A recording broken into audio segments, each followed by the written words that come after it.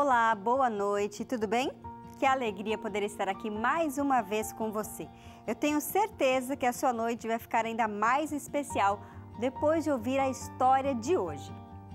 O Sérgio sofreu um acidente que poderia ter paralisado totalmente a sua vida.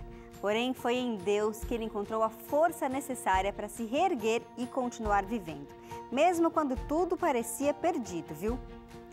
E como é bom saber que Deus está ao nosso lado e com Ele podemos enfrentar os desafios da vida, não é mesmo? Falando nisso, o Rio de Janeiro é conhecido por suas belezas e por ser o lar de um povo carinhoso e batalhador. Mas todos os dias, a cidade maravilhosa enfrenta também problemas como a violência e a insegurança. Que tal ajudar a levar esperança para mais de 13 milhões de cariocas? A sua doação vai ajudar a levar guias de estudos da Bíblia para o coração do Rio. Então eu convido você a doar agora mesmo através do Pix, anjos@novotempo.com. E como está aparecendo aí na sua tela para você, através da sua participação, Deus vai operar milagres na vida de milhões de pessoas. Juntos nós podemos transformar a cidade maravilhosa na cidade da esperança. Então doe agora e ajude a construir um novo tempo em um novo Rio. Sou Anjo, sou o Novo Tempo. Agora eu vou fazer uma pausa rápida, bem rapidinho mesmo, são só 30 segundos. E em seguida, na volta, o Sérgio já vai estar aqui para contar todos os detalhes da história dele. Não saia daí, eu volto já.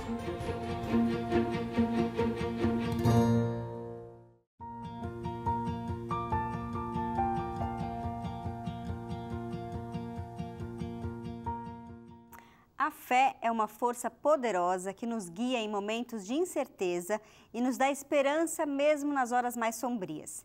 A fé nos conecta com algo muito maior que nós mesmos, nos oferece consolo nas adversidades e nos fortalece para superar os desafios que encontramos ao longo do caminho. Ela nos lembra que mesmo nos momentos difíceis não estamos sozinhos e nos dá coragem para seguir em frente, mesmo quando tudo parece perdido. A história do Sérgio nos lembra de como a nossa fé nos dá força. Mesmo diante de um acidente que poderia paralisar a sua vida, o Sérgio encontrou em Deus a força necessária para se reerguer. Não é apenas uma história de superação, mas também um testemunho do poder da fé em transformar uma tragédia em uma nova esperança. Eu tenho certeza que a história de hoje vai te inspirar. Boa noite, Sérgio. Seja muito bem-vindo aqui a Novo Tempo, ao Identidade. Boa noite, muito obrigado pela oportunidade de estar contando a minha história e louvando a Deus. Eu queria que você começasse contando por que você decidiu ser um policial militar e como é que foi o início ali da sua carreira. Na verdade, eu sempre, assim, tive a vocação para isso, né, na verdade. Sempre me imaginei sendo militar, então, assim, foi uma decisão relativamente fácil, né? Já tinha alguém da sua família nessa área? Não. Minha família eu fui o primeiro militar, assim. E aí primeiramente, eu fui fazer faculdade, porque na minha cabeça era uma realidade mais difícil passar no concurso, então eu garanti primeiro a faculdade. E depois, quando eu consegui passar no concurso público da PM de São Paulo, aí eu tranquei o curso e fui seguir o sonho, que era me tornar policial. E como é que foi o início ali da carreira na polícia? Foi bem conturbado, né? Menino novo, tendo que morar sozinho pela primeira vez e compartilhar ali quarto com várias outras pessoas que eu nunca tinha visto. Aí você acaba tendo contato com diferentes culturas, diferentes pessoas, diferentes pensamentos. Então, eu que sempre morei a vida toda com meus pais, foi uma experiência bastante diferente, né? E você sofreu um acidente. Eu queria que você contasse um pouquinho como foi o acidente, se você lembra alguma coisa, né? O que aconteceu? Você estava de moto? Tava de moto. É que assim, na época que eu sofri o acidente, eu estava estagiando na Força Tática da 3ª Companhia do 21º Batalhão de Polícia, que é ali em Bertioga. E aí, os meus estágios, eles eram na madrugada, né, de noite, e aí de manhã eu vinha para casa. Então, eu tinha tido aí uma noite de serviço bem cheia, vamos assim dizer. E aí, voltando para casa, sempre a gente lida um pouco com essa questão do sono, cansaço psicológico também. Eu estava um pouco letárgico ali na hora que eu estava voltando para casa. E quando eu me dei conta da curva, né, já era um pouco tarde. Aí eu tentei ali deitar a moto, frear, mas... Foi na serra? Foi na serra. Aí molhado, o chão também serra o tempo todo úmido, né? Aí acabei perdendo o controle e me chocando ali na mureta ali, perto do KM 73 da serra, eu lembro até hoje. E você chegou a ser resgatado pelo helicóptero Águia da Polícia Militar. Sim, sim. Mas naquela região foi meio difícil dele chegar. Como é que foi ali a questão do resgate, né? E quando você sofreu o acidente, não sei se você estava inconsciente ou se você tinha consciência, sabia o que estava acontecendo. Eu tinha consciência, graças a Deus eu não desmaiei, porque assim, quando eu bati com a moto, eu comecei a rodar, né? E aí eu lembro que a minha primeira reação, parece brincadeira, mas a primeira reação foi começar a orar enquanto eu tava rodando ali. Era uma oração simples, né? Eu ficava falando, Senhor me proteja, Senhor me proteja, Senhor me proteja. E aí quando eu parei de girar, eu tava meio que no meio da pista, num ponto cego da curva, né? Então eu tentei levantar, primeiramente, para tentar sair dali, aí já deu aquela tontura. Até então eu não sabia que o braço tinha lesionado tanto, eu só sentia como se ele tivesse pendurado. E aí eu fui me arrastando assim até o canto da serra. Depois que eu cheguei, eu fiquei esperando passar carro, né? Porque a serra é muito difícil passar gente. Você precisava pedir ajuda, né? Precisava Por isso pedir que alguém ajuda. precisava passar por ali. É. Aí eu fiquei esperando, aí passou ainda um motoqueiro, acho que ele nem me viu. Depois de mais ou menos ali uns 10 minutos, apareceu alguém, parou. Aí foi minha segunda oração, porque quando chegou, a primeira reação que eu tive foi, ó, liga pra polícia, fala que tem um policial acidentado, só que não tava dando sinal de celular. E aí eu já pensei, ixi, caramba, e agora? Aí eu comecei a orar rapidamente ali, né? E aí uma senhorinha, eu não lembro o nome dela, foi muito rápido, ela chegou lá com o filho dela, pegou meu celular, o celular dela no caso, e aí ela ligou e deu sinal, né? Ela falou, ó, deu sinal aqui. Aí eu agradeci a Deus e conseguiu chamar o resgate. E você foi levado ali para algum hospital próximo da região? Na verdade, assim, primeiro veio a ambulância, porque o helicóptero não conseguiria pousar na serra, né? Era muito difícil ali, a Serra de Bertioga é muito estreita, então para resgate de helicóptero é muito difícil. A ambulância, ela me levou até Biritibuçu, né, que é perto ali de onde eu estava, e ali o Águia conseguiu me buscar e me levar. Eu fui para o Hospital das Clínicas. Consegui aí de helicóptero, que foi fundamental para que eu conseguisse sobreviver, porque eu perdi muito sangue também. Você mencionou ali que chegou a orar enquanto estava ainda capotando ali, girando, e depois fez outra oração para Deus. Você já tinha esse relacionamento pessoal com Deus? Assim, não que eu seja um exemplo de fé, né? Eu costumo brincar com os meus amigos, eu falo, Paulo só falou que ele era o pior pecador porque ele não me conheceu, né? Mas eu sou adventista de berço, venho ali exercendo minha fé dia após dia. Como eu disse, não sou perfeito, porém acredito que esses ensinamentos que eu tive desde cedo, essa comunhão, por mais que seja falha, mas de certo modo ali, todos os dias, me sustentou nesse momento. Então, assim, disparadamente, a primeira reação que eu tive foi realmente orar, porque nessa situação você se sente um nada, né? Muito pequeno e vê o quanto nós somos pequenos. Então, a primeira reação foi orar e pedir auxílio de Deus, porque não tinha outro que pudesse me auxiliar naquele momento. Sim. E você comentou que foi levado ao hospital e tinha perdido bastante sangue ali enquanto você estava na serra, né? Sim. Chegaram a dizer para você que você tinha 72 horas de vida, mais ou menos, porque você tinha perdido muito sangue. Como é que foi para você receber essa notícia e como é que foi também que comunicaram seus pais que você tinha se acidentado? Então, quando eu cheguei, no helicóptero eles me perguntaram o que eu queria. E como eu estava com muita dor, eu falei que eu queria ser apagado, né? Então, essa notícia foi dada primeiramente para meus pais, né? Os meus pais contando para mim, eles disseram que eu fiquei 2 dias em coma mais ou menos por causa da perda de sangue. E aí o doutor que estava com o meu caso, ele foi até minha família e pediu para falar com quem tivesse o psicológico mais forte. Aí meu pai já desconfiou, quando conversou com ele falou, que meu pai também é Sérgio, né?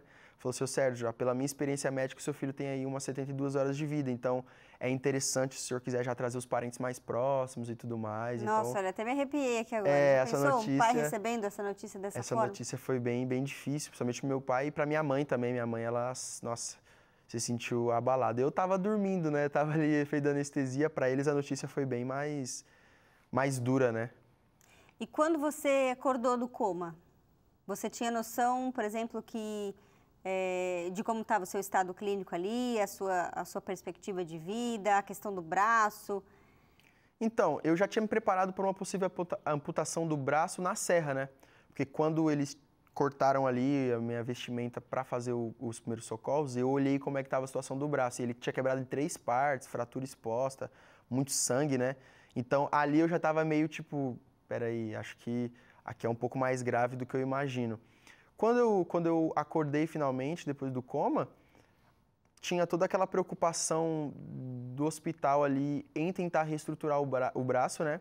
Foi feito algumas cirurgias ali, eu fiz 3 cirurgias ao todo, né? e a última delas foi a da amputação. Mas antes o prognóstico já não era tão bom. Eles estavam tentando salvar o braço para não precisar amputar. Exato. Estavam tentando recuperar ali a circulação sanguínea. Porém, quando eles conseguiram recuperar ali a circulação, o meu braço já estava muito necrosado. Então, o sangue necrosado jogou para dentro do corpo, e aí eu tive mais uma queda ali de pressão e tudo mais. E aí, quando chegou a notícia da amputação em si, a minha mãe e meus pais, eles se recusaram a assinar o termo, então eu tive que assinar. Mas, assim, acredito que Deus ele me preparou desde muito cedo ali para que, quando chegasse o momento dessa decisão, eu orei bastante também. Eu não queria fazer nada. Na minha cabeça, eu queria deixar as coisas 100% no controle de Deus. Então, eu orei bastante na madrugada, tudo mais, para tomar a decisão correta. E hoje eu acredito que, assim, para a qualidade de vida, hoje eu consigo fazer tudo normal. Então, foi a decisão certa a se tomar. Então, Deus foi misericordioso até nessa decisão. Agora, voltando a falar ali de Deus, como você falou, você teve uma conexão com Ele, digamos assim, quando você estava no helicóptero, Davi. Conta um pouquinho dessa experiência específica. Então, eu costumo brincar, né, que, assim, eu sempre ouvi as pessoas contando histórias parecidas de que ouviram a voz de Deus, ou que... E, assim, por mais que eu seja cristão há muito tempo, a gente se torna um pouco cético em relação a essas coisas, né? E comigo não foi diferente, não era diferente, até que aconteceu comigo. Eu lembro, assim, que é inegável a presença de Deus na minha vida nesse momento, que no helicóptero, por efeito da anestesia, eu apaguei. Só que eu comecei a acordar em um momento ali, eu sempre fui um pouco claustrofóbico, não gosto de lugares muito apertados, né?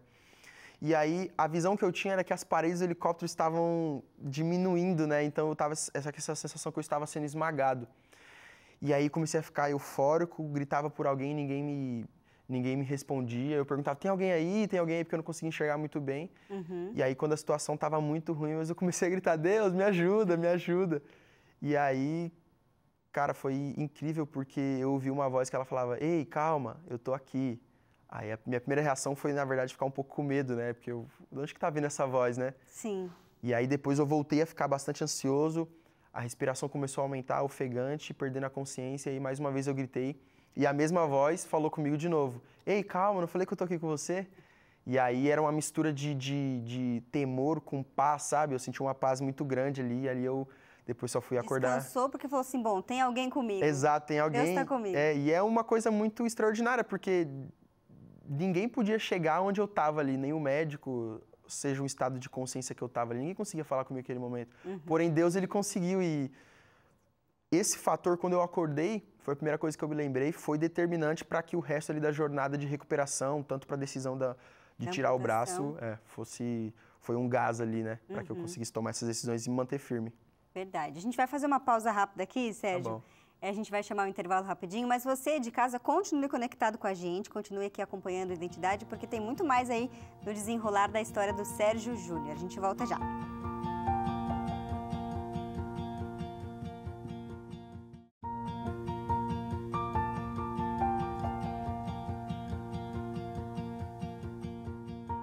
Identidade de volta hoje conversando com o Sérgio Ribeiro Júnior, que estava aqui me contando. Ele é policial militar e sofreu um acidente de moto, precisou ser resgatado com o helicóptero da Polícia Militar, foi levado a um hospital e depois de tentarem salvar o braço ali, viram que estava ficando difícil, com a sua autorização fizeram a amputação. Sérgio, você já é adventista de berço, né? A gente chama assim uma pessoa que já tem esse relacionamento com Deus há muito tempo. E eu queria saber como é que essa religiosidade, né? Essa conexão com Deus, que você aprendeu desde cedo, foi determinante no processo até de recuperação, porque eu imagino que não deve ser fácil uma adaptação aí depois de uma amputação. Sim. Como é que foi esse papel da fé, da conexão com Deus, o relacionamento com Ele, para te ajudar no processo de recuperação? É interessante porque a única coisa que me restou foi a fé, a única coisa que me restou em se apegar, né? Eu sempre fui uma pessoa que eu confiava sempre em Deus, porém eu confiava também bastante em mim, né? Sempre saudável, gostava de praticar esporte e tudo mais, sempre tive esse senso protetivo, de gostar de proteger as pessoas.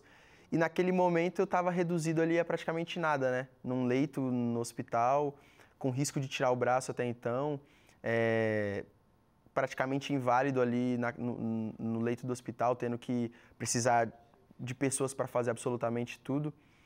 E em alguns momentos eu fui tentado, não posso ser hipócrita também, né, em dizer que foi 100% flores, né, minha fé. Algum momento eu fui tentado sim em desacreditar, em meio que dar uma certa revolta, né, porque eu pensava, lutava contra os pensamentos, mas acabava pensando coisas do tipo, nossa, você estava vivendo um sonho, você estava aí no auge da sua carreira, estava galgando o que você sempre sonhou, e olha aqui como você está agora. E eu ficava pensando, ó, o fulano do lado, porque eu conheci algumas pessoas, né, no hospital.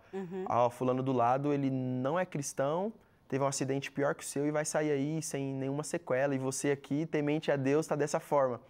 E aí, nesse momento, eu lembrei da história de Jó, né, quando a mulher fala para ele ali, para ele amaldiçoar Deus, e aí eu falei, não, eu não vou dar esse gosto pro inimigo, não.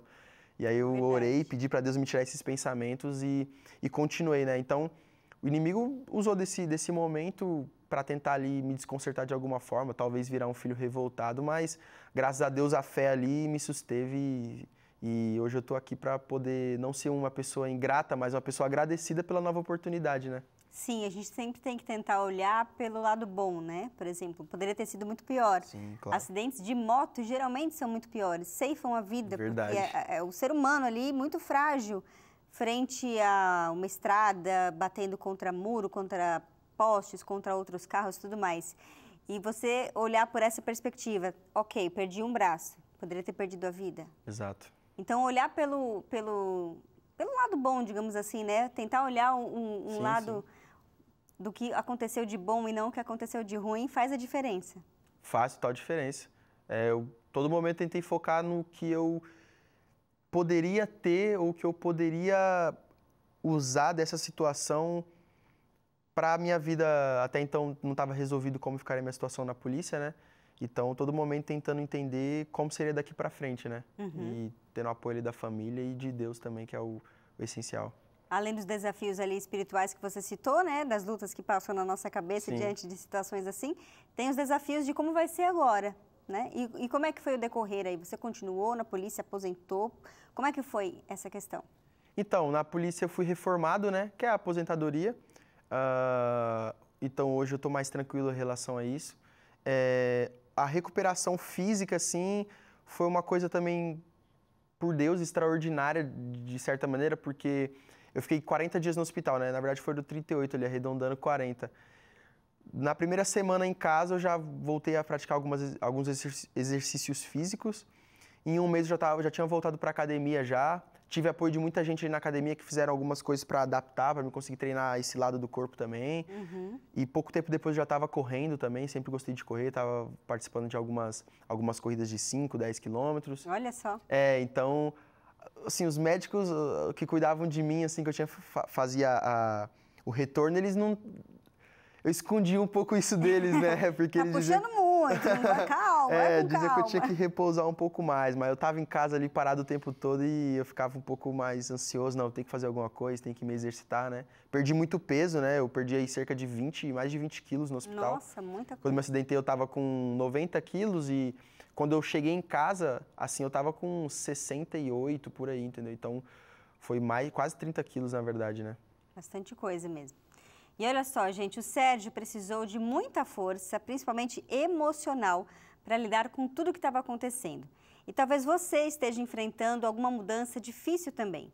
Encontrar equilíbrio entre a mente ali e manter a esperança, aceitar a nova realidade é essencial para passar por momentos com força e paz.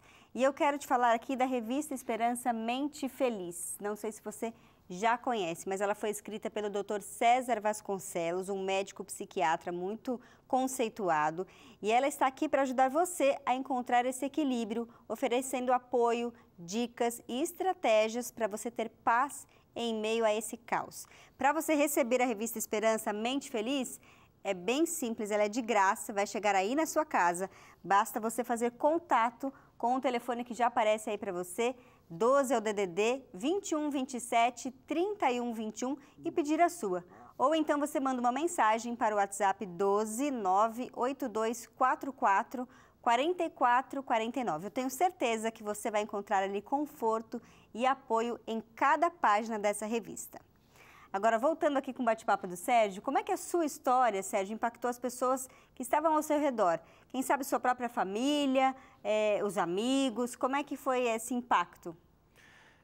Acho que de todos os sinais que eu poderia ter de Deus, de como Ele iria usar dessa tragédia na minha vida para benefício da obra, da pregação do Evangelho, as pessoas ali do meu meio social, de onde eu trabalhava, demonstrou isso mais grandemente na minha vida. Porque, por exemplo, muitos parceiros de trabalho vieram me visitar no hospital, né? Sargentos que estavam responsáveis por mim no dia, pessoal da Força Tática que eu estava estagiando.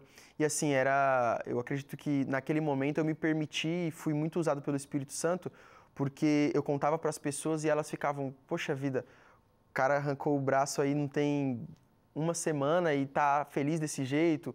É lógico, né? Nada de bom provém de mim. Eu sei que tudo aquilo era o Espírito Santo trabalhando em mim. Então, mas isso daí serviu como um ânimo para mim falar, poxa vida, tem uma janela de oportunidade muito grande aqui também para a pregação do Evangelho. Então, tanto parentes como o pessoal do trabalho. Eu digo mais o pessoal do trabalho porque foi mais quem estava ali, né, durante o ocorrido. Sim. E o que você aprendeu sobre si mesmo e sobre a vida com tudo isso que aconteceu? Poxa, essa pergunta é difícil, hein? Acho que o que eu mais aprendi, se eu pudesse tirar uma lição, é que Deus ele é muito bom. Deus ele é muito bom. Eu falo isso porque, assim, Ele me permitiu viver um sonho, por mais que tenha sido um pouco rápido, mas Ele me permitiu viver o meu sonho. Não sei porquê, não sei quais são os planos divinos. Talvez Ele me permitiu viver esse sonho, porque se eu não vivesse, talvez eu seria um filho frustrado ou alguma coisa do tipo. E agora Ele me permitiu viver o sonho dele, né? Eu entendo que agora é o momento de eu... Beleza, eu já vivi o que eu queria, agora eu vou viver o que Ele quer pra mim. Então, a parte da confiança e de que Deus é muito bom é, sem dúvida, pra mim, a maior lição que eu tiro, porque desde o antes, o durante e o depois do acidente, tudo se encaixou de uma forma que hoje eu vejo a mão de Deus trabalhando ali nos mínimos detalhes. Verdade. E falando em sonhos, quais são os seus planos para o futuro, Sérgio? Pois é, os planos agora, né, como eu disse, né, que Deus me permitiu viver um sonho, o meu sonho agora é viver o sonho dele, eu recebi um chamado muito grande aí, depois do acidente, para cursar teologia, para virar pastor. Então, a minha meta agora é realmente esse ano agora continuar nos trabalhos que eu tenho na igreja, né? Eu tenho aí um grupo musical que é baseado no Arautos do Rei também. Olha que legal! Que é um grupo que a gente leva, Irmãos em Harmonia é o nome, a gente leva aí a mensagem cantada e a mensagem falada também. Sou capelão de um clube agora, assumi recentemente um clube de Biritiba Mirim, um clube de desbravadores soldados do rei, tem que falar o nome deles aqui. Por favor, pode falar, sem problema. Então esse ano é o ano de eu trabalhar assim mais regionalmente, né, perto para mim não ficar parado assim e continuar pregando o evangelho. Mas a tendência é pro ano que vem aí prestar o vestibular, passar as etapas que tiver, ir pro NASP e conseguir cursar teologia, que eu acredito que é o que Deus quer de mim nesse momento e assim... É o que eu estou disposto a fazer e o que eu quero fazer. E estou feliz com essa decisão que eu tomei mediante a vontade de Deus. Que legal. É muito importante quando a gente reconhece ali o chamado e se coloca nas mãos dele, né? Sim. Às vezes Deus fica insistindo e a gente tampando os ouvidos, assim, ó, não querendo ouvir. E é importante a gente dar ouvidos aí para o que Deus quer da nossa vida, quer que a gente faça em prol justamente dessa propagação do Evangelho, para que mais pessoas conheçam essa mensagem de esperança. Sérgio, quero agradecer a você por ter vindo aqui, por ter compartilhado a sua história. Eu espero que não só essa questão da superação do acidente, o fato de ter amputado um braço, mas de demonstrar através da sua vida essa paixão, assim, puxa, Deus foi tão misericordioso comigo, agora eu posso atendê-lo, posso fazer o que Ele quer, que seja uma inspiração para outras pessoas também, que Deus continue te usando, te abençoando. Eu tenho certeza que com esse novo sonho que Ele quer para você, vai ser uma bênção. Eu agradeço pelo convite da TV Novo Tempo para estar participando aqui. Realmente era uma vontade que eu tinha de poder compartilhar essa história, porque é um milagre que aconteceu na minha vida. E, assim, eu sei que acontecem muitos outros milagres na vida de várias pessoas. E eu agradeço pela oportunidade de estar aqui contando e dizer que é isso. Deus está no controle de tudo e a gente tem que seguir, como tem aquela música do Arautos do Rei, né? Sigamos a jornada com vigor. É verdade. E olha só, se você de casa quer contar a sua história aqui no Identidade, é só mandar um resumo para o nosso e-mail identidadegeral, tudo junto, @novotempo.com, e a gente vê a possibilidade de trazer a sua história aqui, como a gente trouxe hoje a do Sérgio. A gente fica por aqui e se encontra no próximo Identidade, sempre terças e quintas, 10h30 da noite. Tchau, tchau.